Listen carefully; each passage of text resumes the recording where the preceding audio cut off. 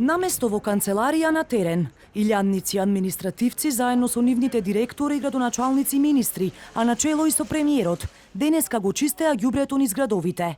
Организирани на повеќе локации, со донирана опрема се фатија за работа, за да го оправдаат своето отсуство на 2 јануари. Акција која акција не е лошо, гимнастика е добра. Идејата е одлична, ја поддржуваме и ова би било порека до секој еден да се однесува совесно кон животната средина. Секој службеник е совесен, си ја знае својата работа и треба некојаш да помогне во својот почист град. Присуството беше задолжително, што според дел од синдикатите потсеќа на претходните политики, како денот на дрвото, кои велат време е да се остават во минатото. Според првиот човек на УПОС, вакви акции се за поздрав, но треба да бидат на доброволна основа, а власта да престане на работни денови да ги прави работни. Од друга страна, за министерот за администрација Дамјан Манчевски, во организацијата нема ништо спорно. Евиденцијата се врши од страна на службите кои што се задолжени за евиденција на работно време. Тука се луѓето се потпишуваат, значи имаме евиденција, ова е класичен работен ден, кој што решивме да го искористиме на еден поинаков начин и истото се прави и низ другите локации, така што навистина сметам дека нема тука никаков проблем од процедурален аспект. Заедно со невладината организација Не биди ѓубре, надлежните испратија пораки за подигање на еколошката свест кај граѓаните.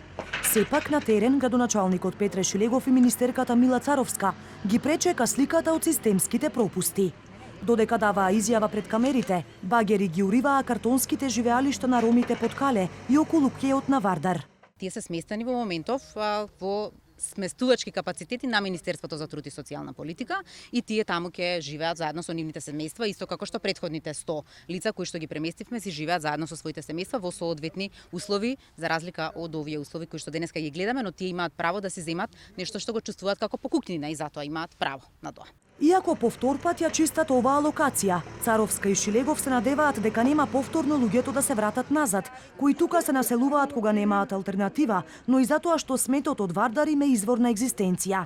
Градот ги разгледува можностите токму на оваа локација да видиме да утврдиме точно собственоста, бидејќи имаше и спорни делови во врска со собственоста на оваа земја со цел да го задолжиме потенцијалниот собственик или околку е државно земјиштето да овозможиме облагородување на просторот, негово урбанизирање за да спречиме повторно појавување на вакви појави. Сепак, надежите дека ова место нема повторно да го најдат во иста состојба, веднаш им ги сруши еден од присутните жители, кој тука е повеќе од 13 години и вели не планира да се врати во куќата, која стравува дека ќе му се сруши врз глава. Нема да идам. Идам у куќа, ако паѓа врз мене, врз децата нема везе, гробишта, бутел, ништо е.